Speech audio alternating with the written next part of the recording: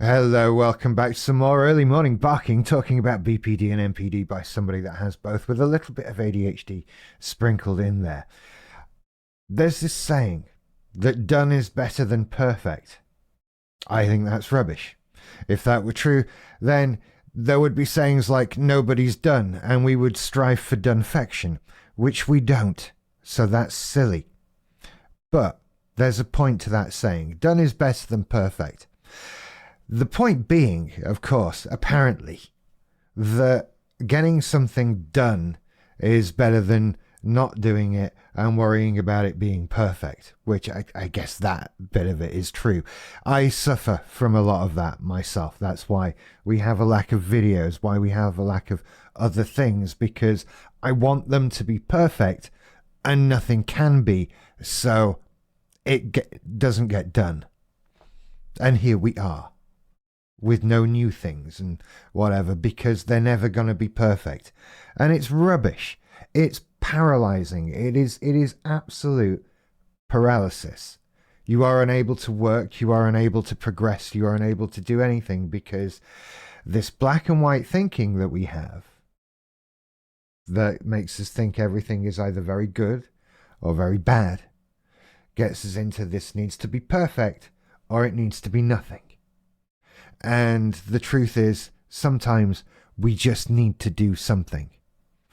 And in actual fact, what I've found is that if there is something that you want to do and you want it to be perfect, the truth is that you actually need to start out with it not being perfect. You need to start producing rubbish.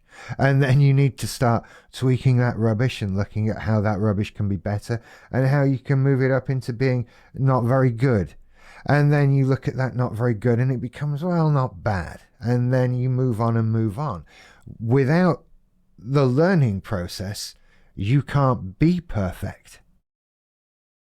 So this whole idea that we get caught up in, that something has to be done perfectly, exactly how we want it to be in our heads, is paralyzing. Because we can't do it. And we're never going to get there because we're never going to start at the beginning. This sucks. This is an ADHD thing, and a BPD thing, and an MPD thing. So I'm screwed. Right? I have my MPD grandiose ideas in here, right? I don't just want to make a video. It's along the lines of Lord of the Rings somewhere, right?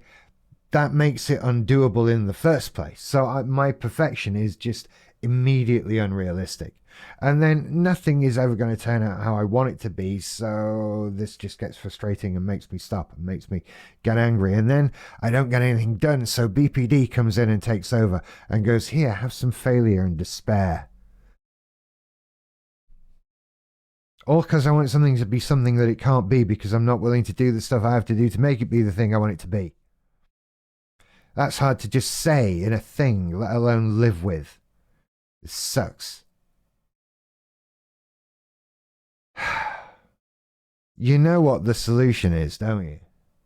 You know what the solution is. You know what the only thing to be done about this can be. Because I've said it already. You have to do rubbish. You have to make that rubbish. You have to do the thing. I did a little TikTok a couple of weeks. To me, it feels like yesterday because I have no sense of the passage of time. But it's probably a couple of weeks ago. And I said, if you want to make a video, you just need to turn your camera on and start talking. If you want to write something, you just make your fingers move across the keyboard, showing you like that.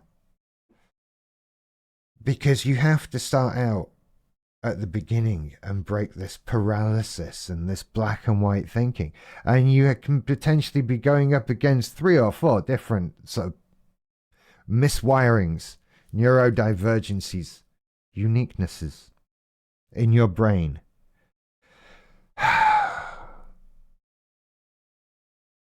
Another good way, as I've discovered, to overcome it is ADHD medication. That somewhat helps.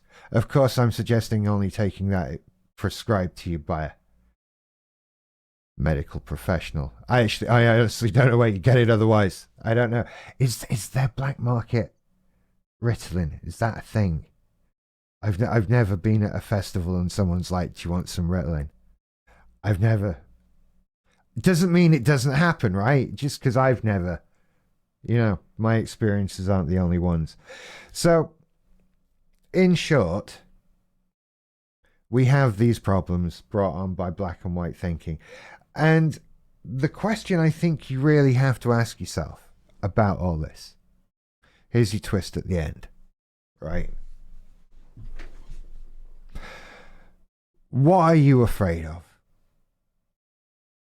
All of these: fear, anger, guilt, shame, the underlying foundation of so many mental health problems. Fear, shame, guilt. I threw anger in there before you. That's not it, but fear, shame, guilt, right? What are you afraid of with this lack of perfection? That you're gonna fail, that people won't like you, that people will mock you, that people will say you're wasting your time, whatever. What are you afraid of? It's been my experience, everything boils down to this. And for me, when I get stuck in these little spirals of perfection that go nowhere, it's really all a fear. It's really all that fear that I'm going to try something and it's not going to be very good.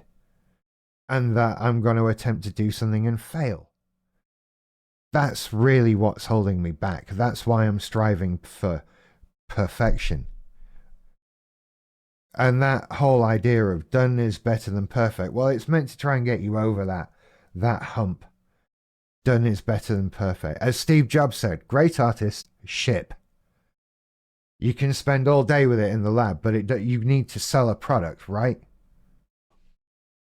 And that's where I am with it. I need to overcome this fear. That is ultimately the barrier that is behind the door that I'm trying to get through. Fear. That I'm not going to be very good, that I'm going to fail again, that I'm going to not get what I want out of something I'm trying to do. And everyone's going to see. But much like the lottery, if you don't buy a ticket, you're not going to win. That's the way it goes. And ultimately, what else are you going to do? There's an episode of The Office when Jim and Michael switch jobs and Michael becomes a salesman and Jim sat in the office and he's messing around and his phone rings and it's Jim and he just goes, "You've got to do something. You can't just sit there, man." And that's life, isn't it? You've got to do something. You can't just sit there. So we've got to overcome this fear. You've got to be able to get past it. You've got to be able to say, "I'm not afraid of that anymore," which I know can be difficult. For me, that continued fear of failure, that holds me back. That what if? And it will be the same for a lot of you, but we all have different fears based on where we've come from and all of that sort of thing. But drill down. Whenever there's a problem, whenever you're held back, whenever something is cycling and you're just in this day-to-day Groundhog Day style, like every day is the same and I'm not doing anything. Why not? What are you afraid of? I hope that helps. You take care. I'll see you later. Bye. Bye-bye. I fluffed up the end. No one's still watching.